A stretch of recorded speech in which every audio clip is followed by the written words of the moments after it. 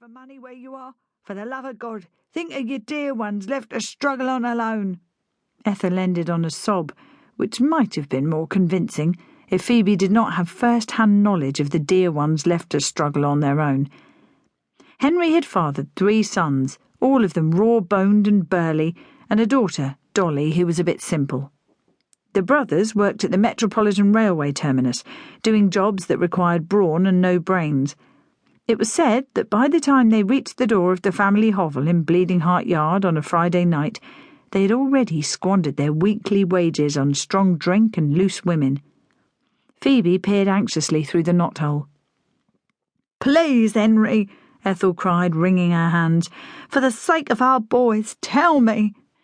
"Me wooden leg," Annie murmured. "You'll find it there. Don't let them layabouts have it, though, and pay Annie Giamatti double what she asks." Ethel leapt to her feet. "God save us! I told Dolly to use it for kindling. We've got to get home double quick, Minnie." "Trusty old miser to do something bloody silly like that." Minnie rose from her seat. She glanced down at the small woman cowering on a stool beside her. "Get up, you silly bitch. The dead can't hurt you." "I seen his ghost. It'll come to us in the night and suck the lifeblood from us." Minnie caught her a resounding clout around the ear. "Shut up, Biddy. Get out of that door and run to the Bleeding Heart Yard as fast as your skinny little legs can carry you. Stop that stupid girl from lighting the fire with Henry's wooden leg, or it'll be the worse for all of us, and you in particular."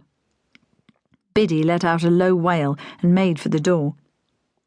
Phoebe grasped the latch on the cupboard door with fingers that shook a little.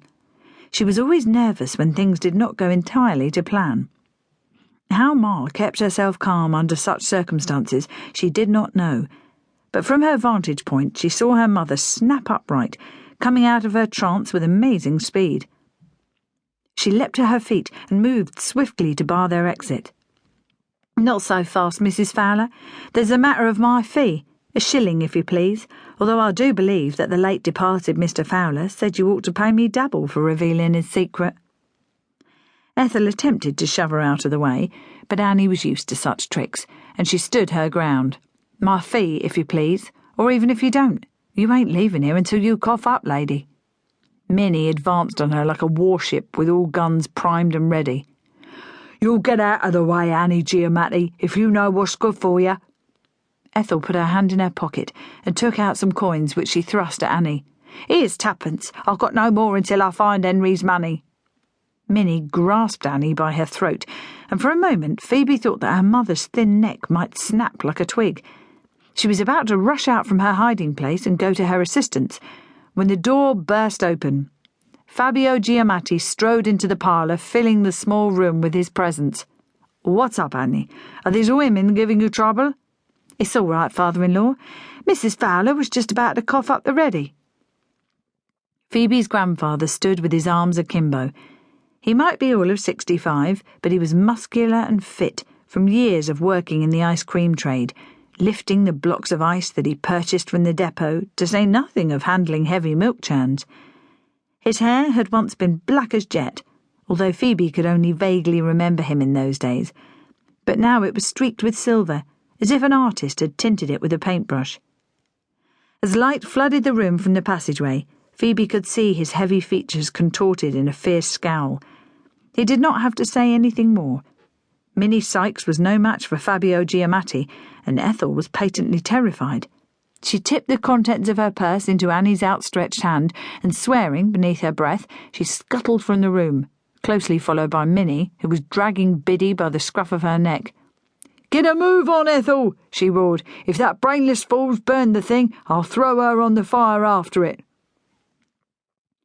Phoebe opened the door and stepped out of the cupboard, wiping the perspiration from her forehead on the back of her hand. "Did she pay up in full, Ma?" Annie studied the coins, frowning. "Oh, a penny short, but for a moment I thought I was a goner.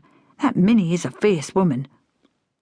Fabio went to pull back the curtains, and light filtered through the grimy window panes to reveal a room crowded with large, ornately carved mahogany furniture upholstered in red plush. The mantel-shelf was crowded with bric-a-brac, as were the shelves in the recesses on either side of the chimney breast. The walls were hung with poorly executed watercolours. To keep listening to this audiobook, I've left you a link in the description so you can do it, at no cost thanks to Audible's 30-day free trial.